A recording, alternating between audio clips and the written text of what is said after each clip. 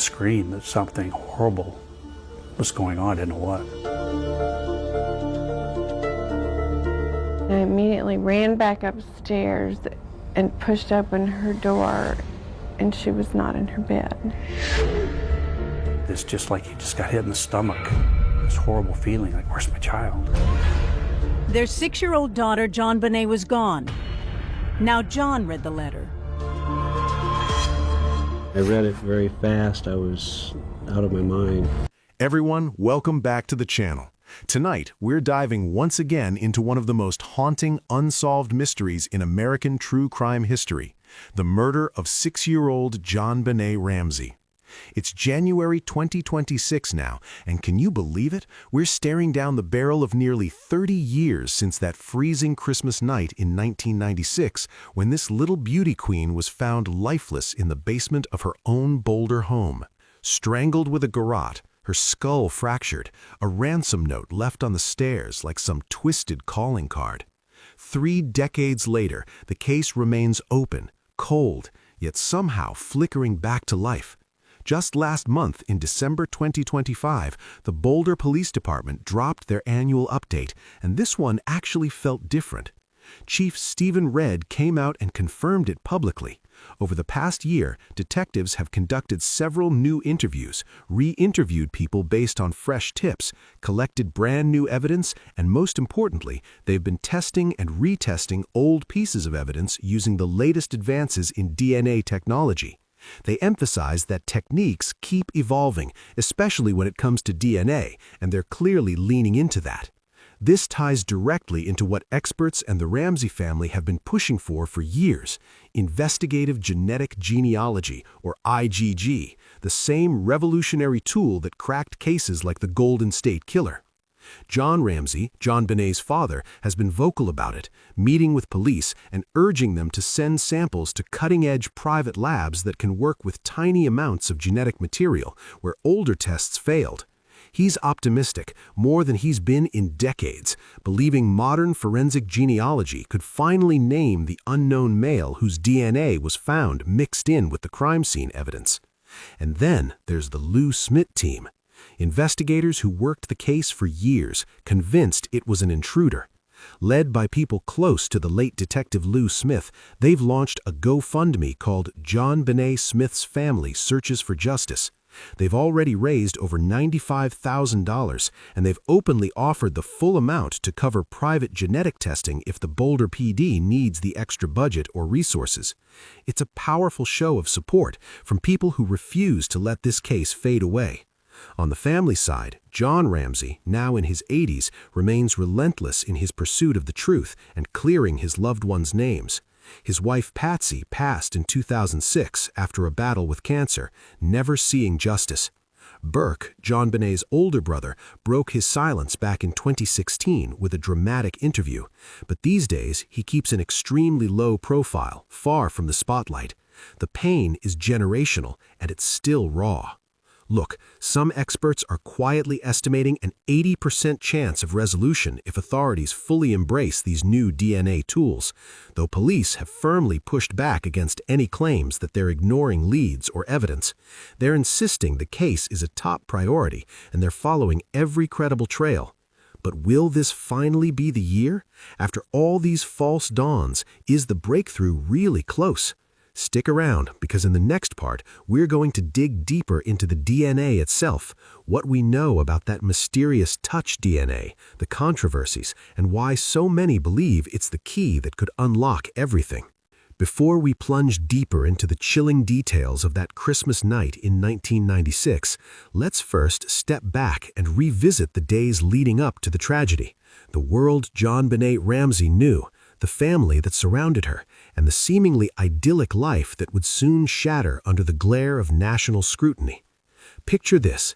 It's the mid-1990s in Boulder, Colorado, a picturesque college town nestled against the Rocky Mountains, where affluent families blend into the landscape of Victorian homes, hiking trails, and progressive vibes.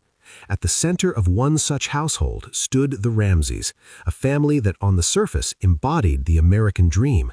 John Ramsey, the patriarch, was a self-made success story, A Michigan native with a sharp business mind, he had founded what became Access Graphics in the late 1980s by merging companies and focusing on distributing high-end computer hardware and software, particularly Unix systems from giants like Sun Microsystems.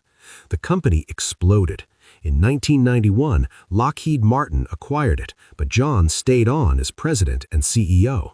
By 1996, Access Graphics had crossed the monumental threshold of $1 billion in annual sales, a staggering achievement that earned John the title of Entrepreneur of the Year from the Boulder Chamber of Commerce just months before everything changed. His personal net worth hovered around $6 million of comfortable upper-class wealth rather than billionaire excess, though the media would later paint it as extravagant. John had been married once before to Lucinda Posh, with whom he had 3 children, John, Andrew, the eldest son, Melinda, and Elizabeth. Tragedy struck the family early when Elizabeth died in a car accident in 1992 at just 22 years old, a loss that left deep scars. After his divorce, John met Patsy, a vibrant West Virginia native who had been crowned Miss West Virginia in 1977. Patsy was outgoing, artistic, and fiercely devoted to family. John and Patsy married in 1980, and together they welcomed Burke in 1987, and 3 years later, JonBenét Patricia Ramsey on August 6, 1990 in Atlanta, before relocating to Boulder for John's business. The Ramseys' home at 755 15th Street was a sprawling 3-story Victorian mansion over 7,000 square feet, with grand rooms, a sweeping staircase, a wine cellar that doubled as a basement play area, and plenty of space for holiday decorations and family gatherings. It wasn't ostentatious by Boulder standards, but it was undeniably impressive. Ornate woodwork, multiple fireplaces, and a kitchen where Patsy loved to entertain. Friends described the Ramseys as warm, church-going. They attended St. John's Episcopal and deeply involved in community life. John was known for his quiet generosity, Patsy for her southern charm and energy. And then there was JonBenét, the bright spark at the heart of it all. At 6 years old, she was already a force of nature, outgoing, affectionate, theatrical, and utterly unafraid of the spotlight. With her wide smile, blue eyes, and golden curls, she lit up every room. Her mother, drawing from her own pageant experience, introduced JonBenét to the child beauty pageant circuit when she was 4. It started small, but soon the trophies piled up. Little Miss Colorado, Little Miss Charlevoix, Colorado, State All-Star Kids Cover Girl, America's Royale Miss, National Tiny Miss Beauty, and more. She performed song and dance routines, twirled in glittering costumes, and waved like a pro under stage lights. Footage from those days shows a confident little girl who loved the applause, who thrived on performance, whether belting out "I Want to Be a Cowboy Sweetheart" or posing with a perfect pageant smile. To her family and friends, this wasn't exploitation, it was fun, a shared mother-daughter bond, a way for Patsy to pass on the confidence she'd gained from her own crown. JonBenét was active, playful, and full of life outside the stage, too.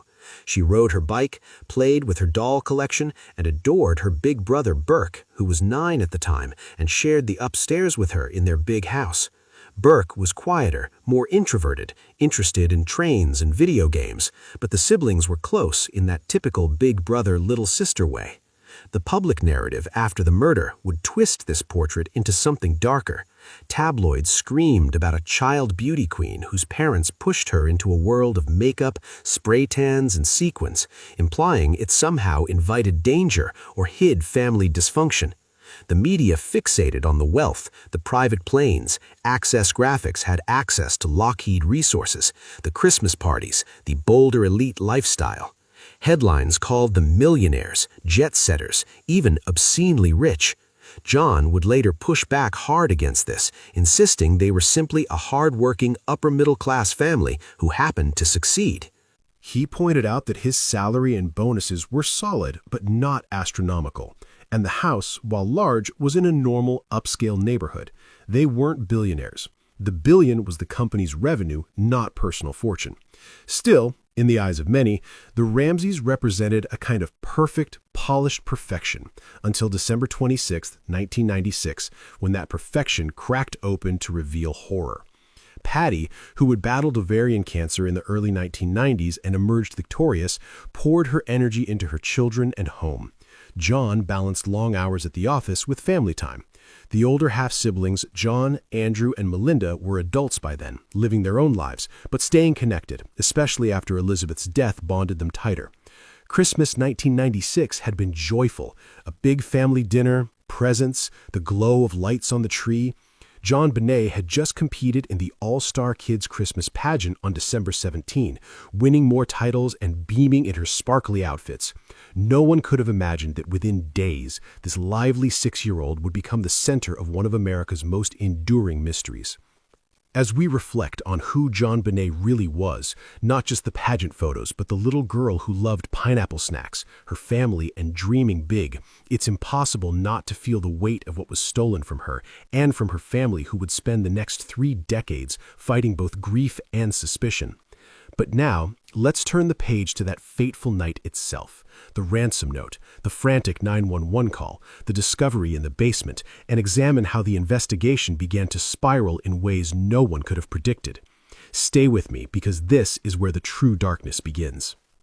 Before we dive into the heart-pounding chaos of that infamous Christmas morning, let me just say I've spent years poring over police reports, autopsy findings, and every scrap of testimony in this case, piecing it together like a puzzle that's missing half its pieces.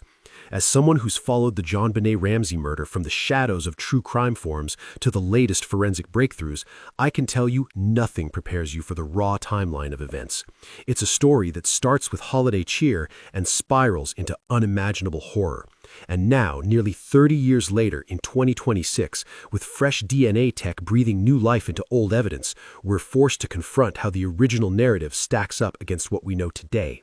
Some details hold firm, but others they've cracked under scrutiny, revealing contradictions that could rewrite the whole damn thing.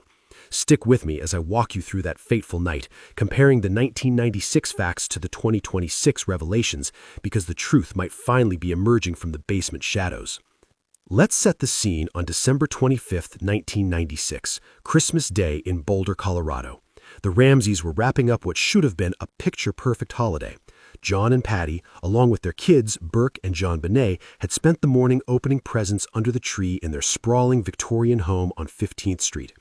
JonBenét, that bubbly 6-year-old with her infectious smile, was thrilled with her new bike, a shiny gift from Santa that she'd pedal around the neighborhood in the coming days, or so everyone thought. The family attended a morning service at St. John's Episcopal Church, blending in with Boulder's upscale crowd. But the real festivities kicked off later that evening when they headed to a Christmas party at the home of their close friends Fleet and Priscilla White. According to the Ramseys' accounts given in those initial police interviews and later detailed in books like John's The Death of Innocence, they arrived at the Whites around 5 p.m. It was a lively gathering. Kids running around, adults chatting over eggnog and holiday treats. JonBenét, ever the performer, charmed everyone in her festive outfit. Burke played with the other boys, including the White son. The party wrapped up around 8:30 or 9 p.m., and the Ramseys piled into their Jaguar for the short drive home. JonBenét, tuckered out from the excitement, fell asleep in the back seat. John carried her upstairs to her bedroom on the second floor, still in her party clothes, while Patty followed to tuck her in, removing her shoes, but leaving her in the white top and leggings she'd worn that day. Burke headed to his room nearby, fiddling with a new toy assembly before bed. John and Patty turned in around 10 p.m., planning an early flight the next morning to Charlevoix, Michigan for more family time. That timeline seemed straightforward back in 1996, pieced together from the parents' statements and corroborated by party guests. No red flags, no arguments, just a normal, happy family winding down. But fast forward to 2026, and cracks appear. Recent recanvases by Boulder PD, as confirmed in their December 2025 update, have revisited those party attendees. Tips from the past year suggest inconsistencies in alibis or overlooked details from that night. For instance, some witnesses now recall JonBenét seeming off or tired earlier than reported, potentially hinting at something amiss before they left the party. More intriguingly, advanced timeline reconstructions using cell phone data retroactively analyzed with modern tools and neighborhood security footage fragments show the Ramseys' car arriving home slightly later than initially stated, around 9:15 p.m. instead of 9 o'clock. Is it a big deal? Maybe not, but it contradicts the original police logs, raising questions of memory gaps or, skeptics argue, deliberate fudging. Boulder PD's chief Stephen Redthorn emphasized in that update that these new interviews based on fresh tips have yielded brand new evidence, though details remain sealed. It's a far cry from the 1996 rush to judgment, where the focus was immediately on the family rather than external timeline. Now the real nightmare unfolds on the morning of December 26th. Patty Ramsey woke up around 5:30 a.m., dressed for their trip, and headed downstairs to start coffee and pack last-minute items. As she descended the spiral staircase, a key architectural feature of the home, she spotted something chilling: a handwritten ransom note spread across 3 pages on the bottom steps. The note, scrawled in black marker on Patty's own notepad paper, later confirmed by forensics, demanded $118,000, exactly the amount of John's recent Christmas bonus from Access Graphics. It was bizarrely wordy, over 2.5 pages, filled with movie-inspired phrases like, "We are a group of individuals that represent a small foreign faction," and threats of beheading if demands weren't met. Victory, SBTC had signed off, cryptically.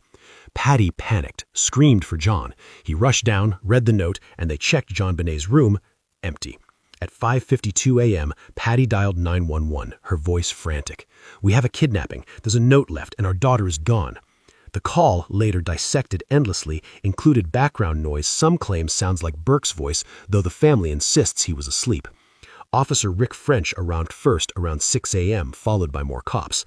They searched the house superficially but missed the basement wine cellar initially. Friends and neighbors flooded in, the Whites, the Fernies, even their pastor, comforting the family but trampling potential evidence. John, instructed by Detective Linda Art to search again, headed to the basement around 1 p.m. with Fleet White, in a small, cluttered room used for storage.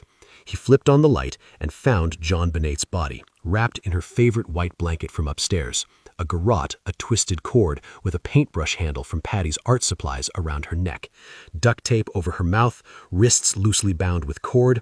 Her skull was fractured from a blow equivalent to an 8.5-inch crack, and there were signs of sexual assault, vaginal trauma, and possible digital penetration with blood and a small amount of semen-like substance later identified as unknown male DNA. The scene was horrific. No clear signs of forced entry, no broken windows, though a basement grate later debated, no footprints in the snow outside. The body showed petechial hemorrhaging from strangulation. An autopsy revealed undigested pineapple in her stomach, matching a bowl found upstairs with Burke's fingerprints, though he denied knowledge. Police blunders piled up. No full perimeter seal, friends handling items, John moving the body upstairs, contaminating it further. By evening, the house was a circus, evidence compromised forever. Back in 1996, this painted a picture of a staged kidnapping gone wrong, with suspicion immediately on the Ramseys. The ransom amount tied to John's bonus screamed inside job. The note's length and phrasing didn't match typical kidnappers, too verbose, too personal.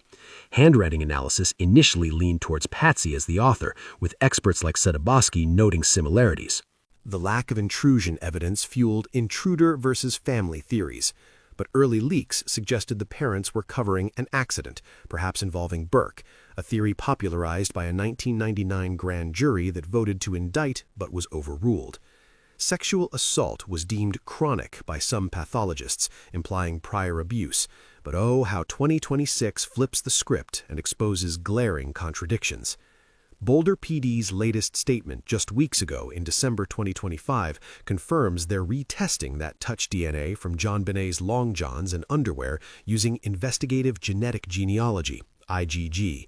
This tech, which solved the Golden State Killer case, could identify the unknown male donor, whose profile was first isolated in 1997 but deemed too degraded back then. Chief Redforn highlighted evolving DNA techniques, allowing analysis of minute samples, contradicting 1996 claims that the DNA was insufficient or possibly contamination from manufacturing. Today, it's definitively an intruder's mail, not matching any Ramsey and consistent across multiple sites. This clashes hard with original assumptions. The sexual assault. Modern reviews, including by experts like Dr. Warner Spitz and revisited autopsies, now classify it as acute, happening during the murder, not chronic, debunking family abuse theories. The pineapple, once a smoking gun for an inside timeline, suggesting JonBenét ate it post-part, but 2026 forensics using gastric emptying rates estimate death around 1 to 2 a.m., allowing for an intruder window after the family slept. The ransom note. Advanced linguistic analysis in recent years, bolstered by AI tools, shows no definitive match to Patsy, contrary to early expert bias. Phrases echo movies like Speed and Ransom, suggesting a movie buff intruder, not a panicked parent. The biggest chasm of contradiction, the crime scene itself. In 1996, Boulder PD botched it. No photos before friends arrived, no securing the basement door, which had a broken window from months prior, per John. They dismissed intruder entry via that window, citing undisturbed spiderwebs, but L. Smith's 1997 investigation, now amplified by his team's 2025 GoFundMe, raising over $95,000 for private testing, used 3D modeling to prove an intruder could slip through without disturbing webs. 2026 updates confirm police are revisiting this with new evidence, including recollected fibers and hairs that tech can now trace. It contradicts the staged scene narrative pushed by original detectives like Steve Thomas, who resigned claiming a cover-up. Even the 911 call's audio enhancement. Early tabloids claimed Burke's voice saying, "What did you find?" fueling theories he was awake. But 2026 digital forensics using noise cancellation AI debunk it as artifact noise, not voices. Burke's 2016 interview and his low-profile life now aligns with innocence, yet early media crucified him. John Ramsey, still advocating in his 80s, told media last month he's more hopeful than ever with IgG. Patsy's 2006 death from cancer left unresolved pain, but John's push for private labs contradicts 1996 police stonewalling. Boulder PD denies ignoring leads, but their update admits past challenges, a polite way to say mistakes. These contradictions aren't just academic, they humanize the horror. In 1996, the Ramseys were vilified as rich suspects in a botched probe. In 2026, science points outward to an unknown killer whose DNA might soon have a name. It's a testament to how time and tech erode old certainties. We've covered the night that changed everything, but what about the whirlwind that followed? In the next part, we'll unpack the early investigation, the leaks, the media frenzy, the grand jury twists, and how those 1997 missteps echo into today's breakthroughs. You won't want to miss it. If you've been riding this roller coaster with me through the JonBenét Ramsey case, you know we've built up to this, the raw physical evidence that has haunted investigators, experts, and true crime obsessives for nearly 3 decades. As someone who's dug through thousands of pages of reports, autopsy photos, forensic debates, and the latest 2026 headlines, I can tell you this: the evidence is a battlefield. What looked damning in 1996 often looks exonerating today, thanks to evolving science and a fresh push from Boulder TD. Tonight, we're breaking down the key pieces: the ransom note, the unknown male DNA, the stun gun marks, the broken basement window, the pineapple in her stomach, and stacking the original 1996 interpretations against the 2026 reality. The contradictions, they're massive, and they're why so many of us believe we're closer than ever to answers. Let's start with the ransom note, that bizarre, rambling 3-page document found on the spiral staircase at 5:52 a.m. on December 26, 1996. Written in black Sharpie on paper torn from Patsy's own legal pad in the house, it demanded exactly $118,000, matching John's Christmas bonus to the dollar, and threatened to behead JonBenét if the family called the cops. Phrases like, "We are a group of individuals that represent a small foreign faction, don't grow a brain," and movie lines echoing Ransom, Speed, and even Dirty Harry screamed amateur theater more than professional kidnapper. The length alone, over 370 words, was insane. Real ransom notes are short and to the point. In 1996, this became the smoking gun for many detectives. Handwriting experts, including those from the Colorado Bureau of Investigation and private analysts hired by the DA, pored over it. Several concluded Patsy Ramsey was highly probable, or even the writer, citing over 200 similarities in letter forms, slant, pressure, and quirks like the distinctive lowercase a and t crossings.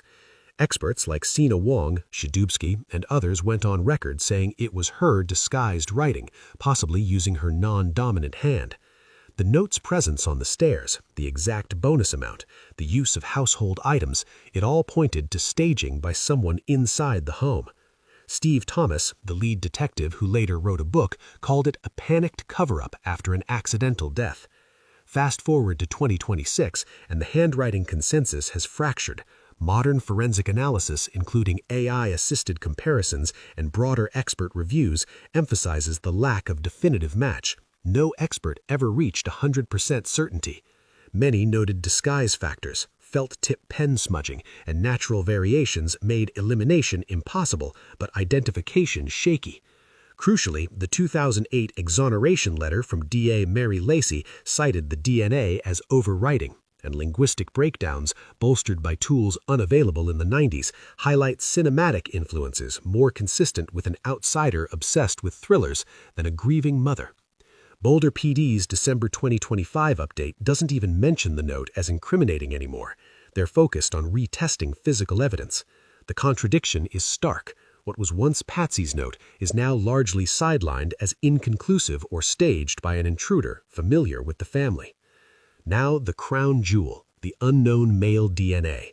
Touch DNA, cells shed from skin contact, was found in multiple places, mixed with JonBenét's blood in her underwear, on the waistband of her long johns, both sides, and under her fingernails.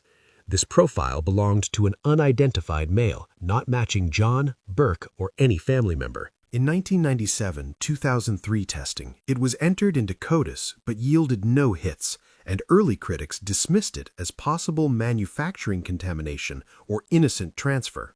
But 2026 has flipped this entirely.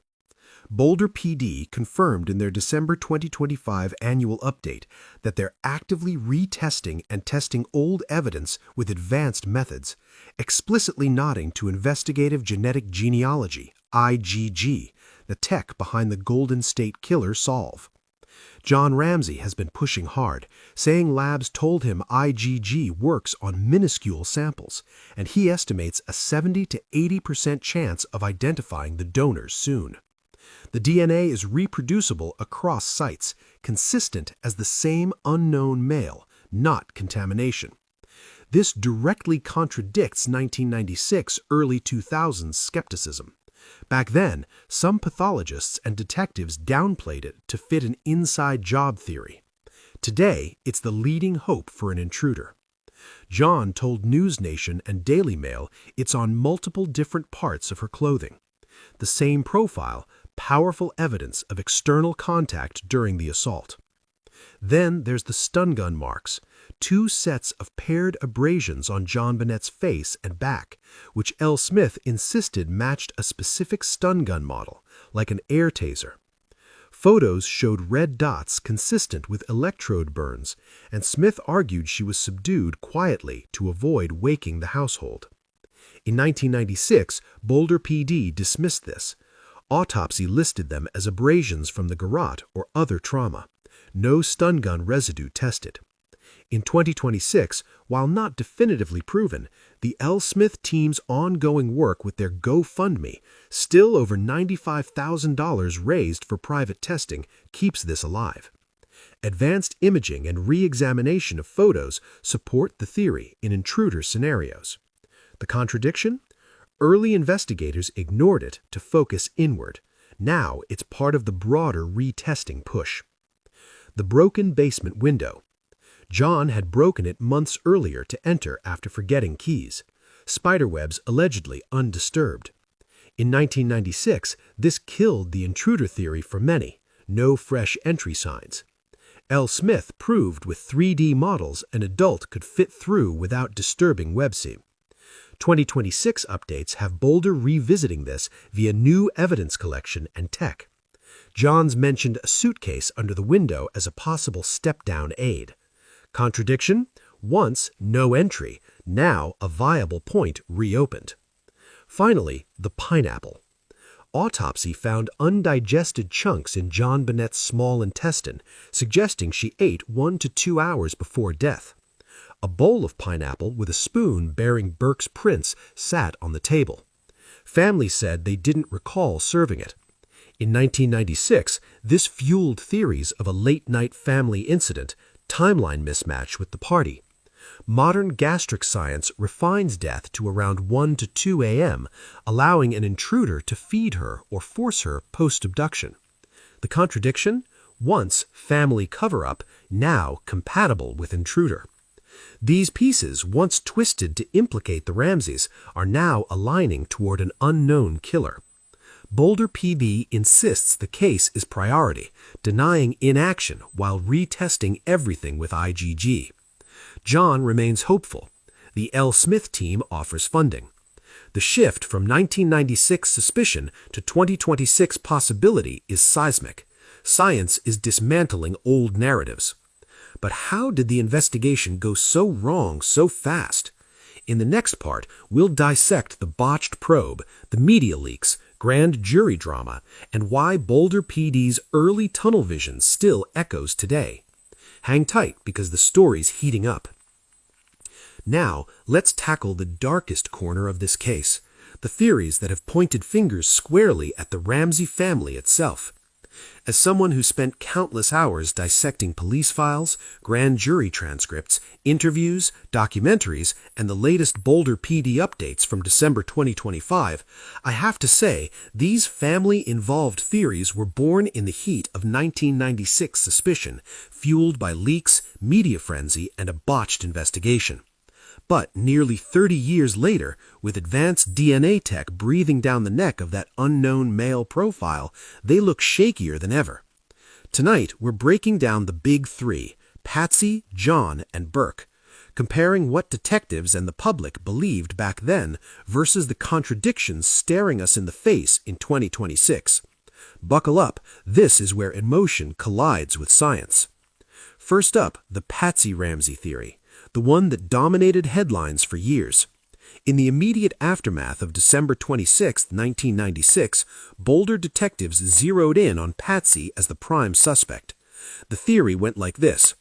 JonBenét had a history of bedwetting, something Patsy reportedly struggled with emotionally, especially after her own battle with stage 3 ovarian cancer in the early 90s, which left her stressed, hormonal, and perhaps short-tempered.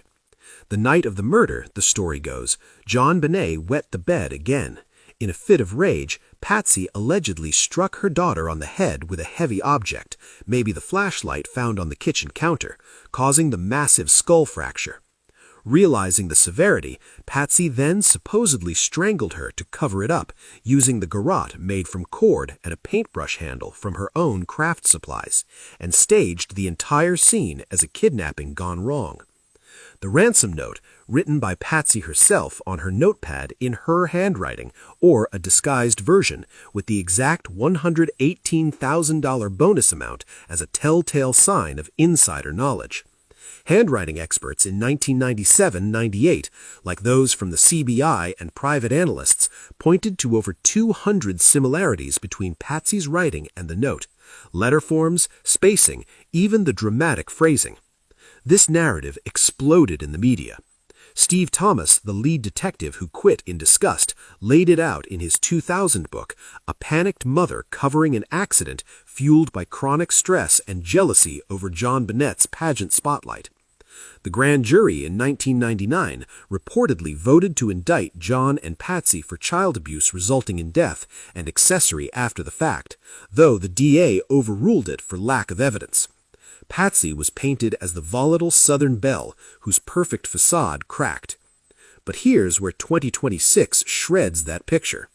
The unknown male DNA, touch DNA from an unidentified male on JonBenét's underwear mixed with her blood. The long John's waistband and under her fingernails has never matched any Ramsey. In 2008, then DA Mary Lacey publicly exonerated the entire family in a letter, citing this touch DNA as belonging to an unexplained third-party male intruder. She apologized to John and Patsy, who'd passed from cancer in 2006, declaring the evidence pointed away from the home. While some experts later questioned whether the DNA could be trace contamination from manufacturing, a debate that lingers, Boulder PD's December 2025 update confirms they're actively retesting and advancing with investigative genetic genealogy, IgG, the same breakthrough tech that nailed the Golden State Killer. Chief Stephen Redford stressed new evidence collected, old retested, and they're working with national DNA experts. John Ramsey, in recent interviews with News Nation and others, says he's more optimistic in 29 years, pushing for IgG on those tiny samples. This directly contradicts the 1996 early 2000s assumption that the note and scene were staged by Patsy. No intruder DNA fits a family rage scenario. Modern forensic reviews also classify the vaginal trauma as acute during the murder, not chronic abuse, dismantling the stressed mom's snapping motive. Handwriting, never a definitive match. Experts noted disguise possibilities and variations, and today's AI linguistic tools lean towards cinematic influences over Patsy's style. The contradiction is brutal. What was once Patsy's rage now looks like a theory built on a contaminated, inward-fed probe. Next, the John Ramsey theory, less dominant but persistent in darker corners.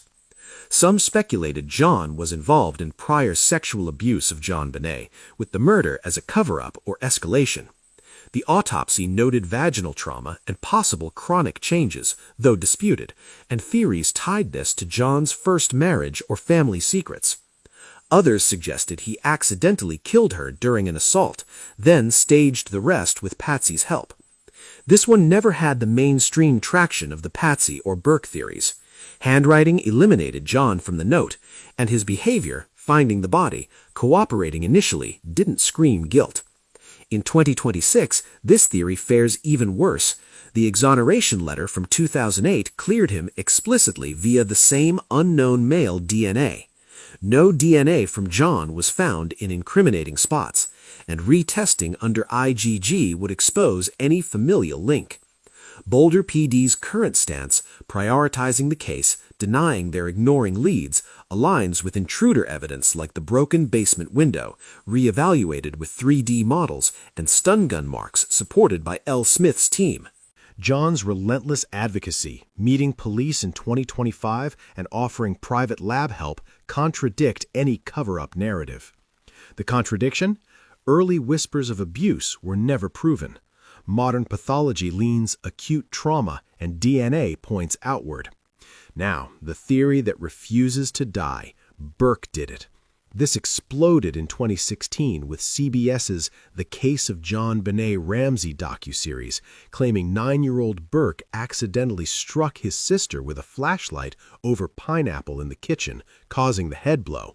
Panicked, the parents then strangled her to stage an intruder and protect him. Evidence cited Burke's fingerprints on the pineapple bowl JonBenét ate at post-party per autopsy.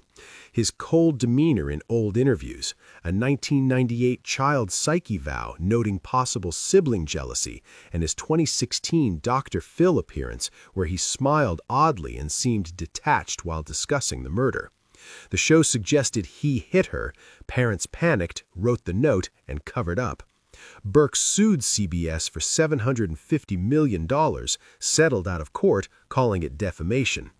Back in 1996-1999, Burke was interviewed gently twice as a child, never charged. The grand jury didn't indict him specifically, but the theory gained cult status online. In 2026, it's crumbling under the same weight. The unknown male DNA exonerated Burke too in 2008. Lacey's letter included him. No Burke DNA in salt areas. IgG retesting would match or eliminate instantly. John, in recent comments, including on podcasts and media, slams the idea. Burke would have said something if he knew anything, defending his son's Dr. Phil smile as nervous coping. Burke lives low profile now, no new statements. Modern timeline forensics, gastric emptying, death, allow intruder window after family sleep. The pineapple, once Burke fed her then attacked, now compatible with outsider. The contradiction is glaring. What was sensationalized in 2016 as the internet's favorite theory ignores the DNA that cleared the whole family over a decade earlier.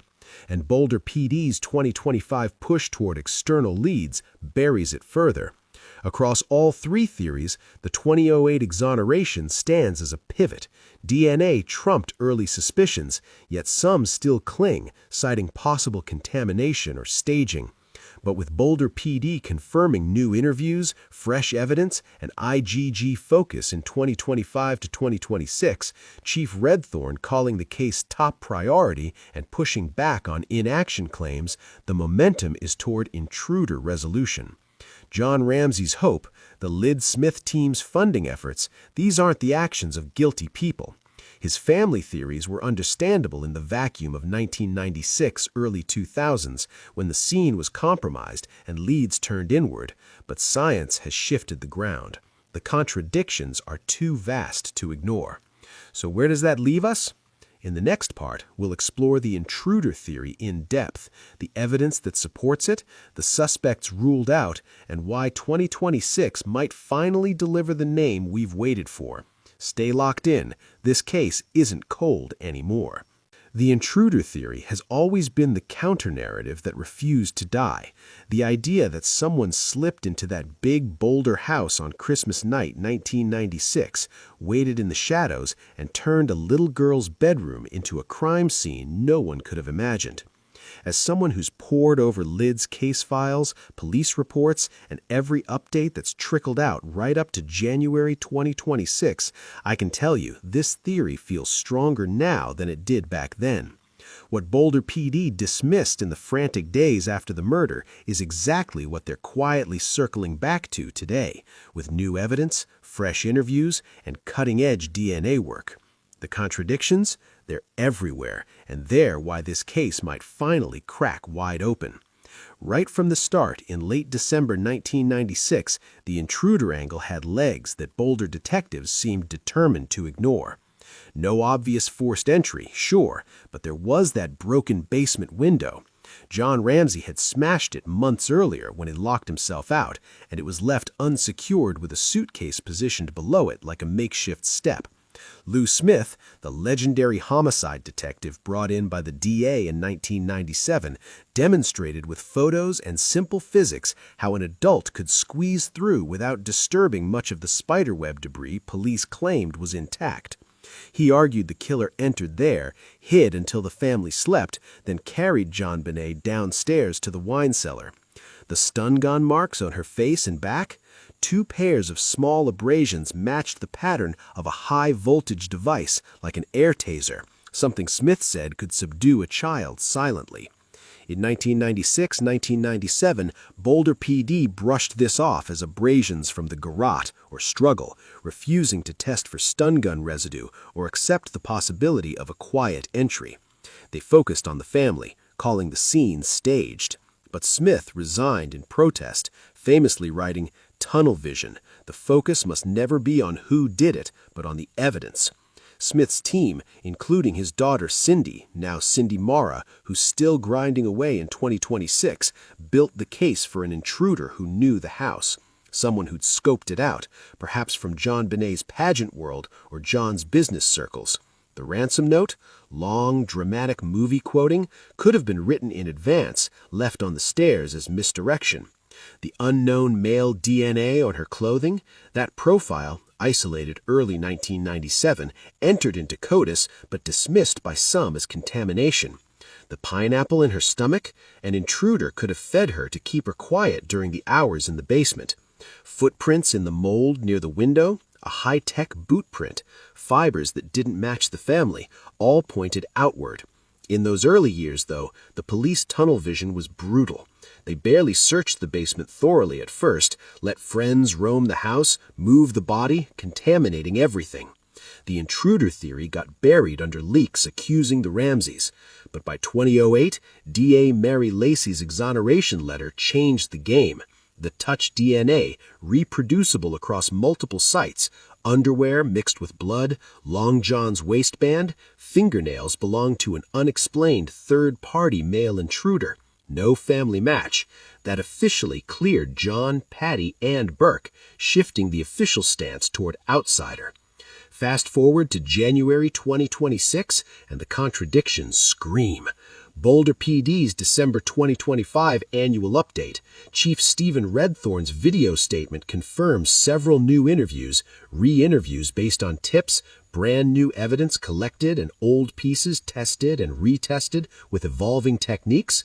They highlight DNA advances, nodding directly to investigative genetic genealogy, IgG, the tool that cracked the Golden State Killer and dozens of others.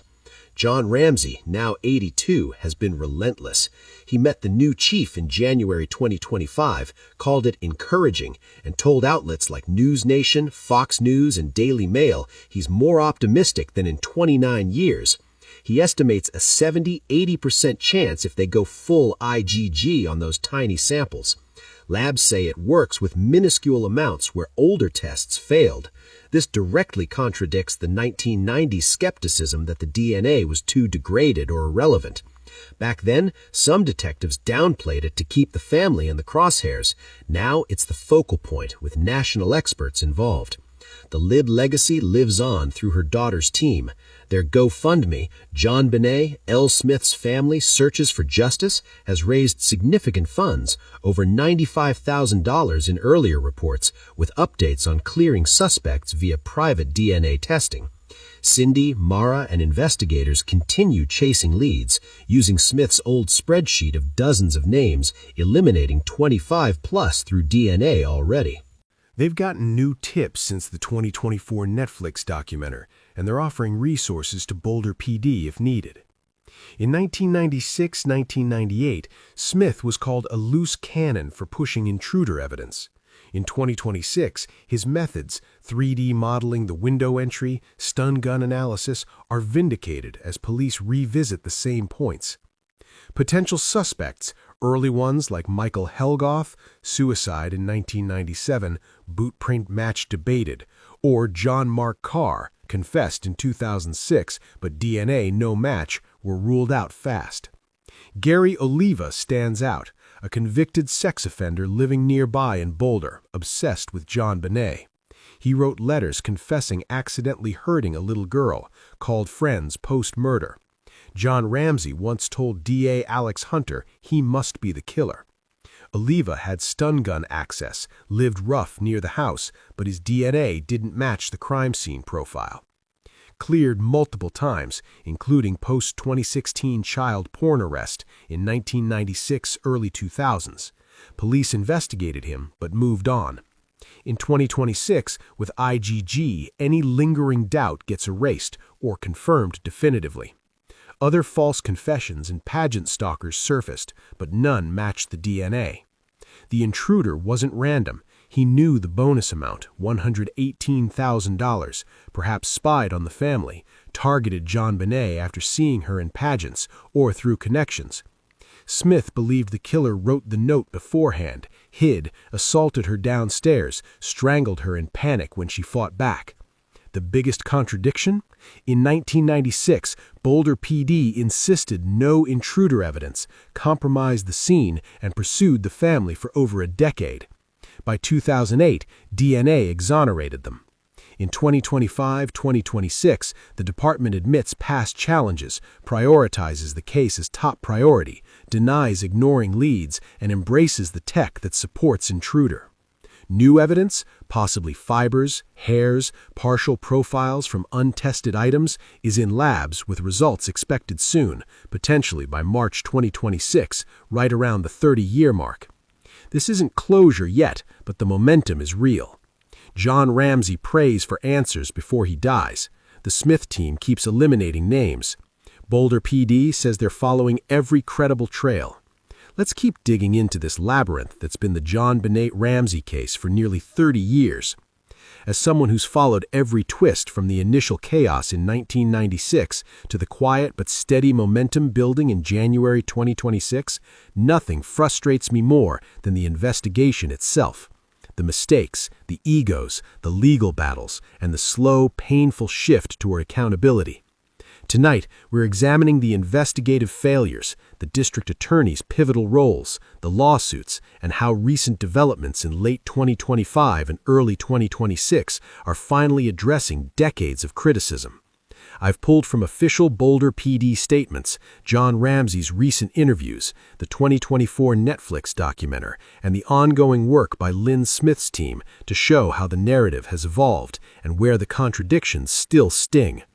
From day one, December 26, 1996, the Boulder Police Department's handling was a textbook disaster. A small department with little experience in high-profile child homicides jumped straight to treating the Ramseys as suspects. They focused almost exclusively on the family, reportedly ignoring or downplaying over 3,000 tips that poured in from the public. The crime scene was contaminated almost immediately. No full perimeter was secured. Friends and family were allowed to wander the house. John Ramsey carried JonBenét's body upstairs, and evidence was handled without proper protocol. That broken basement window, the stun gun marks, the unknown male DNA all got sidelined early because detectives were convinced it was an inside job. Leaks to tabloids were rampant. Stories about Pineapple, the ransom note handwriting, and supposed family dysfunction flooded the press, often before facts were verified. Lou Smith, the veteran detective hired by DA Alex Hunter in 1997 to bring fresh eyes, saw the tunnel vision firsthand. He pushed hard for the intruder theory, documenting entry points, stun gun evidence, and the DNA, but clashed with Boulder PD. Frustrated, Smith resigned in 1998, famously sliding his letter under the door with the words "tunnel vision" and a plea to follow the evidence, not preconceptions. Back then, this was seen by many as a rogue investigator. Today, his critiques are echoed in every major review of the case. The district attorneys played a massive role in steering or stalling the direction. Alex Hunter, the DA in the late 90s, oversaw the grand jury that met for over a year. In 1999, it reportedly voted to indict John and Patsy for child abuse resulting in death and accessory after the fact. But Hunter refused to prosecute, citing insufficient evidence to prove guilt beyond reasonable doubt. He publicly stated the case was weak. That decision drew fire from detectives like Steve Thomas, who quit and wrote a book accusing a cover-up. Fast forward to 2008, under DA Mary Lacey, new touch DNA testing, advanced from the original 1997 profile, definitively showed an unknown male contributor on multiple items from JonBenét's clothing, mixed with her blood on the long johns, under her fingernails. Lacey issued a public exoneration letter clearing the entire Ramsey family and apologizing for the ordeal. It was a seismic shift, officially moving the investigation away from the family. But by then, the damage had been done. Public perception had been poisoned for over a decade. Patsy fought back legally. They sued tabloids like the Globe and Star for defamation over stories implying they were guilty, winning settlements. They also pursued Boulder PD for mishandling and leaks, though those claims were more complicated and didn't yield major wins. The family insisted the media circus and police focus had destroyed their lives. Patsy died in 2006 of cancer, never seeing full vindication. Now fast forward to the 2020s and the picture gets even layered with new scrutiny. In 2022, there were discussions and some retesting of DNA samples using improved techniques, though details were sparse, mostly tied to ongoing lab work. The real spotlight hit in late 2024 with the Netflix docuseries Cold Case: Who Killed JonBenét Ramsey. Executive produced in part with John Ramsey's input, the series hammered home the early DNA evidence, argued contamination concerns were overstated since the unknown male profile was consistent across sites and not from handlers, and criticized Boulder PD for delaying advanced testing like investigative genetic genealogy, IgG. Director Joe Berliner and others called for police to embrace tools that solved cases like the Golden State Killer. emphasizing how the 1996 scene contamination actually made the foreign DNA more compelling as intruder evidence. And here's where 2026 brings real hope and exposes ongoing tensions. Boulder PD's annual update, released in mid-December 2025, earlier than usual due to heightened attention, was a direct response to the docuseries buzz and persistent criticism. Chief Stephen Redford stated clearly detectives conducted several new interviews and re-interviewed people based on fresh tips over the past year. They collected brand new evidence, tested and retested old pieces to generate leads, and are working with DNA experts nationwide. He emphasized that techniques and technology constantly evolve, especially DNA, and pushed back hard against claims they're ignoring viable leads or DNA testing, calling such assertions completely false. The case remains a top priority, with ongoing collaboration from federal, state, and local partners, including a cold case review panel convened by Boulder PD itself. But the media's role in all this, the way it shaped public opinion and pressured authorities, deserves its own deep dive. In the next part, we'll look at how tabloids, documentaries, and online theories kept this case alive and sometimes distorted, and what a true resolution might mean for everyone involved. Stay with me, this story isn't over yet. From the moment Patsy Ramsey's frantic 911 call hit the news on December 26, 1996, the press descended on Boulder like locusts. Within days, the Ramseys weren't grieving parents anymore. They were suspects in the court of public opinion. Tabloids screamed headlines that still make me cringe. Parents in porn ring, devil worshippers sacrificed beauty queen, millionaire couple hid dark secrets. The Globe, the Star, the National Enquirer, they didn't just report, they invented. They published leaked crime scene photos, some real, some doctored, speculated wildly about incest, child abuse, and cover-ups. One outlet even claimed JonBenét was killed during a satanic ritual.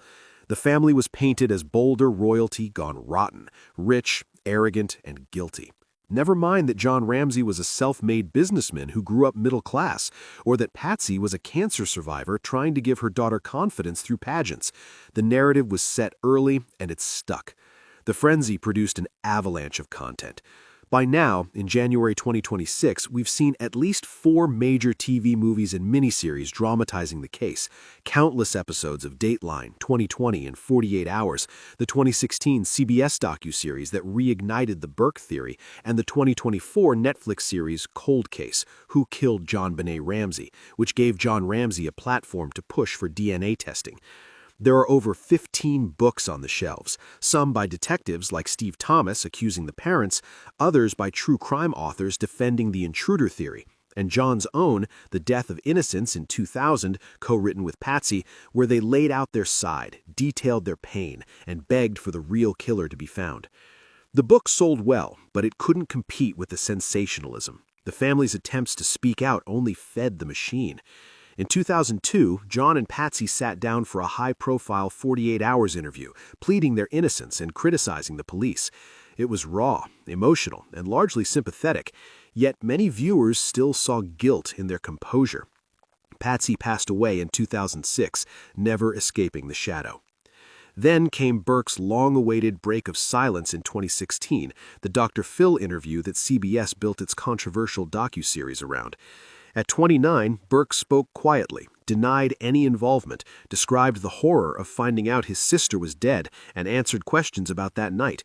To some, his calm demeanor and occasional awkward smile read as cold or detached.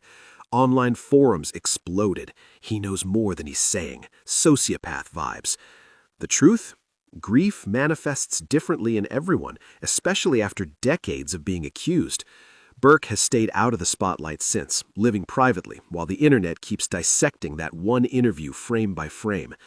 John Ramsey, now in his 80s, has become the family's last voice. He returned to 48 Hours in 2024, more determined than ever, talking about the new Boulder police leadership, the promise of investigative genetic genealogy, and his hope that 2026, the 30-year mark, might bring answers.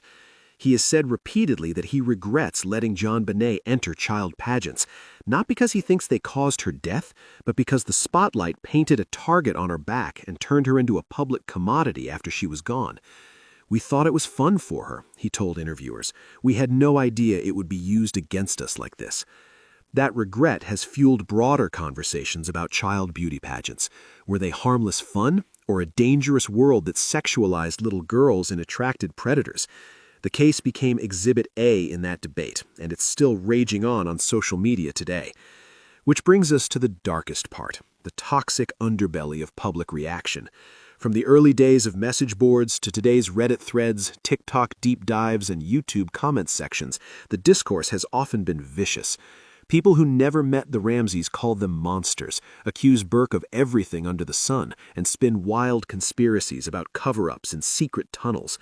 The anonymity of the internet turns speculation into certainty, grief into entertainment. Even when Boulder PD's 2025 update confirmed new interviews, fresh evidence, and active DNA retesting, some corners of the web dismissed it as damage control or too late, too little. The same people who demand justice for JonBenét are often the ones who perpetuate the pain for her living family. Looking back, the media frenzy didn't just report the story, it became part of the story.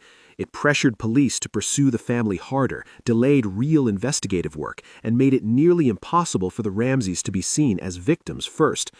Yet, ironically, the same attention kept the case alive. Without the documentaries, the books, the outrage, would Boulder PD be retesting DNA with modern tools today? Would John Ramsey still have a platform to advocate? As we sit here in January 2026, with hope flickering brighter than it has in years, I can't help but wonder when or if we finally get a name. Will the public finally let this little girl rest in peace? Or will the soap opera just find a new season? No arrests, no indictment.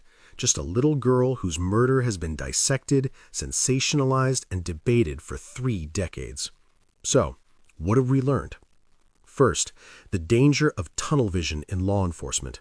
Boulder PD locked onto the family early, compromised the scene, ignored thousands of tips, and let media leaks drive the narrative. L. Smith saw it in 1997 and resigned over it. We can't afford that in cold cases anymore. Second, the destructive power of media and public opinion. Tabloids turned grieving parents into monsters overnight. Comment sections became toxic echo chambers. The frenzy delayed real investigative work and poisoned the well of potential witnesses and jurors forever. Third, the absolute necessity of embracing new technology. What was insufficient DNA in 1997 is now the key that could unlock everything. Investigative genetic genealogy has solved dozens of long cold cases. If Boulder fully leans in, 2026 could be the year we finally get a name. And finally, the most important lesson. Justice delayed is justice denied, but it's never too late for a child who never got to grow up. JonBenét Ramsey was 6 years old. She loved pineapple, her bike, her family, her pageants. She deserved to live. Whoever did this, whether a family member in a moment of unimaginable tragedy or a predator who slipped through a basement window, needs to be held accountable. I believe we're closer now than we've ever been. The science is on the side of truth. The momentum is building, and as long as people like you keep watching, keep asking questions, keep demanding answers, this case won't be allowed to fade. If this series has moved you, angered you, or given you even a sliver of hope, do me a favor. Smash that like button, share this video with anyone who still remembers the name JonBenét, and drop a comment below.